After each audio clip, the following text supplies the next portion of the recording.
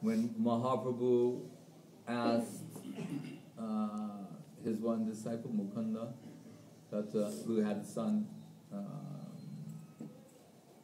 Raghunandan. So he said, in your family, who's the father, you or Raghunandan? It was a very peculiar question, because Raghunandan was a boy and Mukunda is his father. And Mukunda, knowing Mahaprabhu's mind, said, oh, Raghunandan's the father. And what he was implying is, who's in the superior devotional position? So he said, Raghunandan. In that sense, he's the father. He has superior devotion. And what is the evidence? We're told that when Mukunda left once and couldn't attend to the deity, he put the boy, Raghunandan, in charge of the deity. And this is Agyana Shunya Bhakta. He doesn't know all these things about deity worship that one would normally know, who was entrusted with that type of seva. We're told when it came time for the offering, he brought to the deity and asked him to accept the prasadam, and he sees the deity not responding.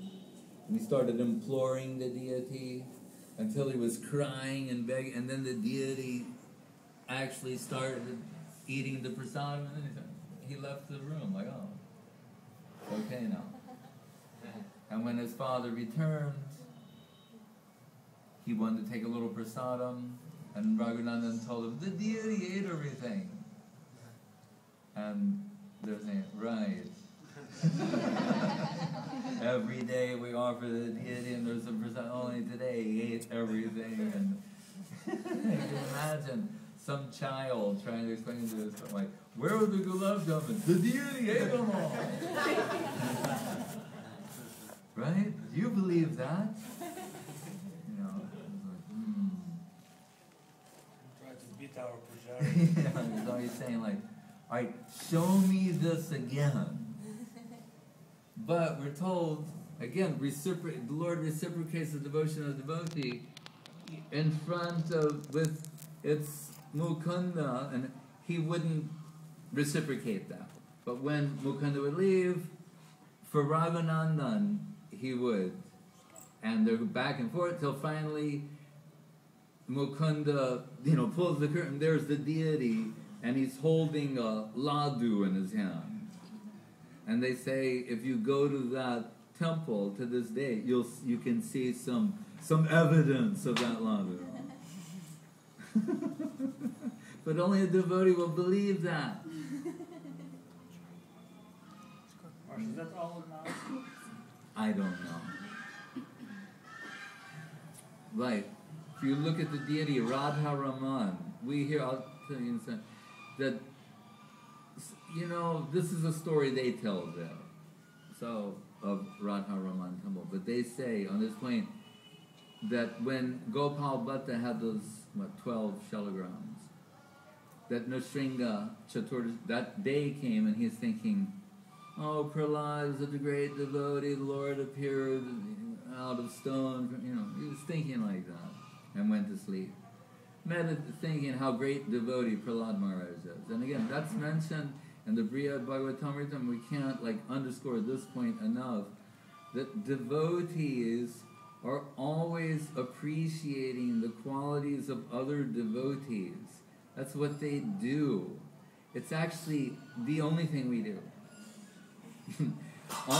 all of it could be recast and summarized in this expression, about appreciating devotion, right? It's why Mahaprabhu descended. It's the message of the Bhagavatam. It's the message of the Bhagavad Gita. Every story we have to tell, it's about Guru Bhakti. It's all appreciating when there's no example of devotion, devotees are not interested in that, actually. They're like, what's the point? Because the point for them is always and forever devotion. So I like to hear when Nityananda Prabhu was telling a story about Kirachora Gopinath. Why do they like that? Because devotees glorified. The part about Krishna is like a given. we could say. We'll give, it's a given that he's Akila Rasamrita Murti, and he has a long resume, Krishna, if you look, his qualities. Ananta Dev's trying to like express them and unable to. So, but they'd like to hear a story. Sakshi Goma is a story. What? It's why? Because the devotee, wherever the infinite comes under the control of the finite, there's a big celebration about that. So, but what was he saying before that? Oh, Gopal Bhatta. So then we're told that Radha Raman appears in a dream, he wakes up, finds this beautiful deity. Now for those who've had, the fortune, good fortune, to have the darshan of Radha Raman, we could say that, from an external point of view, its form seems to be, some of the characteristics seem to be exaggerated. But I would suggest that they're exaggerated to an infinite degree. So it reminds me of one of my friends who's an artist, and he said there's this masterwork of Michelangelo called the Pieta, where Mary's holding Jesus. It's a famous statue, right? So it's considered a masterwork. And I want to make a point. They say if you stand them up, she's like 5 feet taller than Jesus. If you just literally stand them up. It's all off from a mundane external point of view, but it all works. And this is the masterwork of a mundane creation.